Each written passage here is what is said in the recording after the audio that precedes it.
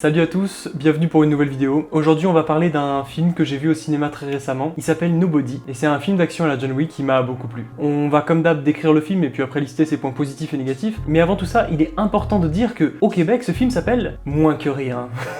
Et pas personne, juste moins que rien. Donc c'est une traduction plutôt bien choisie, parce que effectivement les punchlines sonnent sans doute mieux en français si c'est moins que rien plutôt que personne. Et donc oui, ce film, du coup, c'est important de comprendre de quoi il parle pour voir que finalement la traduction québécoise est pas si mal, même si j'avoue l'enfer d'aller au cinéma pour voir moins que rien. Donc de quoi parle ce film? Alors ce film de Ilya Naishuller, c'est un film d'action typique, mais cette fois-ci qui change un petit peu les codes du personnage principal. C'est un père de famille, tout ce qu'il y a de plus classique, qui justement vit dans une banlieue. Un soir, il entend deux cambrioleurs rentrer chez lui, et là, il essaye d'intervenir, mais il se rend compte que non, mieux vaut pas intervenir. Et donc il n'intervient pas, et laisse les cambrioleurs s'enfuir devant les yeux de son fils. Son fils lui en veut un petit peu, et lui qui est plongé dans cette routine, ça lui fait une sorte de déclic, et à partir de là, commence justement son ascension de violence, et il reprend ce qui apparemment était un passé plutôt criminel. Donc oui, bon, le synopsis est assez simple. En gros, c'est un Américain qui d'un seul coup se réveille et tabasse des Russes. Donc c'est globalement 90% des scénarios d'action des États-Unis, mais il y a quand même une subtilité. Le mec est un père de famille et ça vraiment c'est quelque chose qui change étonnamment des scénarios classiques. D'ailleurs, on peut noter que le scénariste de ce film, c'est le scénariste de tous les John Wick.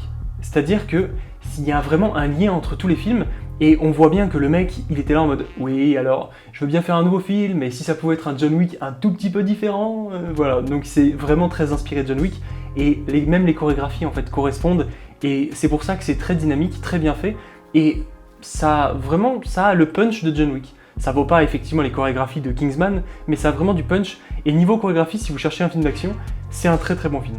Bref, passons directement au point fort, point faible. On va commencer par les points faibles parce que comme ça au moins on reste sur une note positive. Et donc tout de suite les points faibles. Alors point faible, j'ai noté que c'est un peu cliché. Voilà, c'est un peu cliché parce que la construction du film c'est ah, attention, je suis un mec lambda, bam bam, je tabasse du russe, bam bam, je suis heureux. Voilà, c'est un peu ça l'idée du film.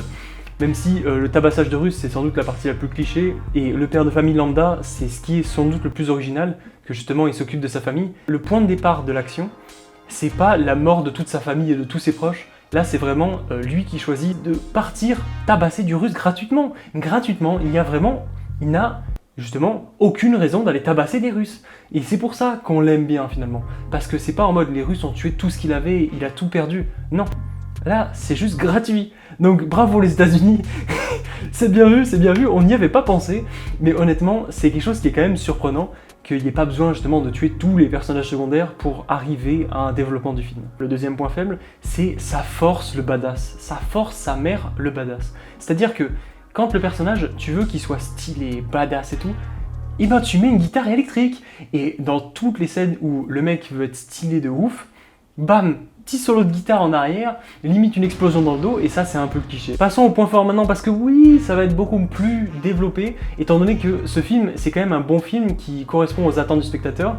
Et donc on commence par le premier, les chorégraphies. Bon, les chorégraphies, on s'attendait à ça, hein, c'est les scénaristes de John Wick, c'est produit par un petit peu le même type de personnes. Donc les chorégraphies sont vraiment bonnes. Souvent, justement, elles sont dans des lieux plutôt restreints, et justement, elles se font bien. Techniquement, c'est très très bien fait. Et si on ajoute à ça que les images sont dans la globalité très très belles dans le film, ça fait deux super points positifs qui font que c'est hyper agréable à regarder. En parlant des images, un autre point fort c'est la gestion de la lumière. C'est super bien éclairé en fait, hein. C'est pas de l'éclairage 3 points visage plat, c'est des éclairages très techniques. Voilà, ça fait plaisir de tomber sur des films qui finalement paraissent pas être des gros films bien éclairés, bien filmés, et qui le sont surprenamment. Bon, j'en ai un peu parlé avant, mais un autre point positif, c'est Monsieur Tout le Monde. Faire un Monsieur Tout le Monde en John Wick, ça fait que on s'inclut dans le film, on essaye de se reconnaître parce que c'est un petit peu la routine auquel on tend tous, et ça c'est vraiment un point positif parce que c'est très original de prendre le point de vue de l'être humain qui a juste envie d'être normal comme tout le monde avec une routine classique, de montrer qu'on peut vouloir ça, et c'est vraiment plaisant, et qu'il n'y a pas juste envie de taper du russe pour taper du russe en fin de compte. Donc voilà, vous avez des points négatifs, des points positifs. J'ai vu quand il est sorti en avant-première, comme d'habitude les vidéastes sur YouTube critiquaient le film, mais je trouve que il n'est pas décevant du tout. C'est un film qui s'assume en tant que film d'action, les chorégraphies sont bonnes. Quand tu vas voir un film d'action et que t'en as pour ta faim, quoi demander de plus? Ce film a répondu à mes attentes, je suis content d'être allé le voir. Passez voir certains films français pour vous surprendre justement, et surtout regardez les Américains taper des Russes au cinéma. Et moi je vous dis à la prochaine, on se croisera peut-être en salle. Salut!